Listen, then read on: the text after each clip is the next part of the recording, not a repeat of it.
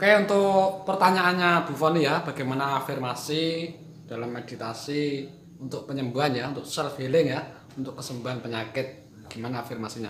Sebenarnya Bu, kalau soal afirmasi itu kan ya kita tidak berafirmasi apapun tuh nggak masalah. Kita hanya perlu yakin percaya bahwa apa yang terjadi di saat ini sekarang ini tuh sudah baik adanya, nggak ada yang jelek buruk tuh nggak ada. Jadi kita harus netral menyikapi keadaan apapun yang hadir di saat ini, sehingga ibaratnya ketika kita sedang sakit pun kita tidak menolak, kita tetap berdamai dengan sakit ini. Ketika kita tidak menghakimi, tidak menilai bahwa sakit penyakit ini buruk, jelek, berbahaya, ganas misalnya ya, maka kita akan menjadi netral-netral saja. Sehingga kita di dalam kondisi netral ini kita bisa menerima, tidak mempermasalahkan dengan adanya penyakit. Dan ini juga akan memudahkan diri kita, tubuh kita untuk rileks. Dalam relaksasi ini akan meremajakan sel-sel di dalam tubuh kita.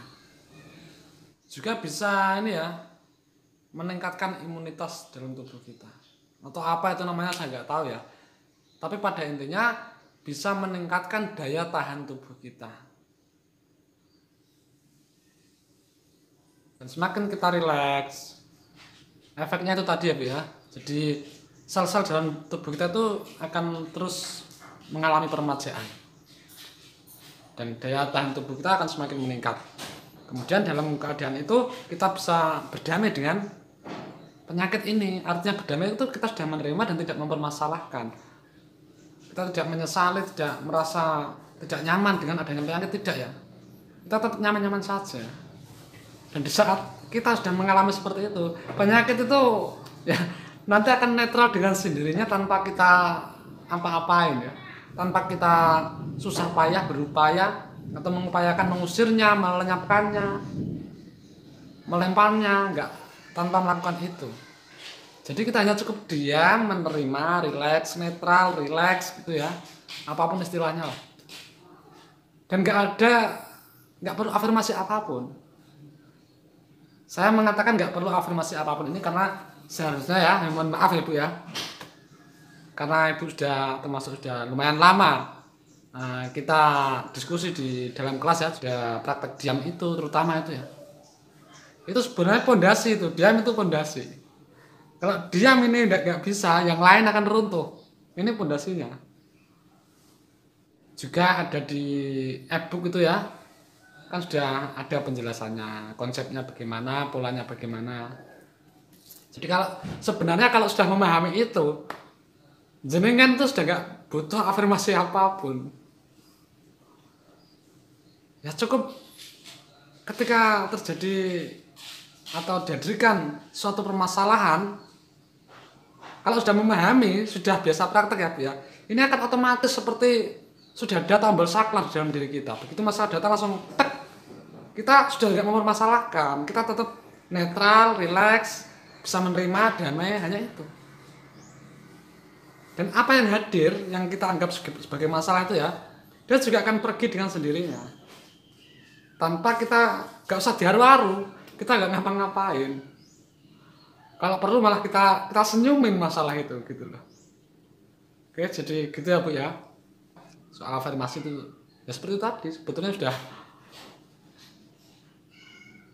sudah gak begitu penting ya. Karena kalau untuk Ibu ini sudah gak penting soal afirmasi itu gitu loh. Kecuali kalau orang yang baru belajar, baru mengetahui tentang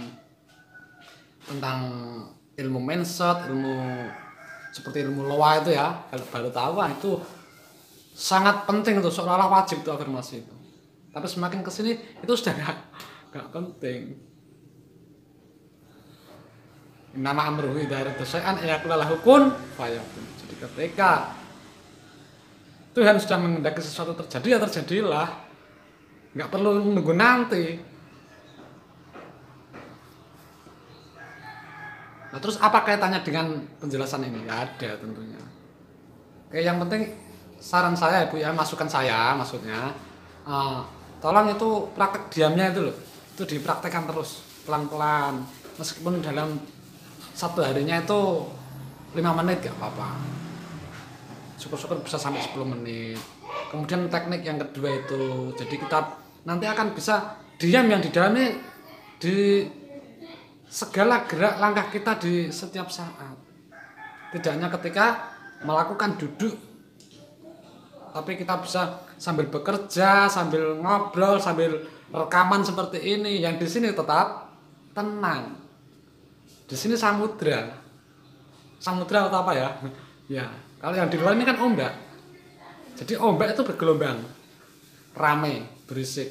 Tapi di kedalaman dia tenang. Gitu. Oke, jadi gitu ya Bu ya. Saya kira sudah sangat memahami ini. Semoga penjelasan ini membantu dan bermanfaat. Assalamualaikum warahmatullahi wabarakatuh.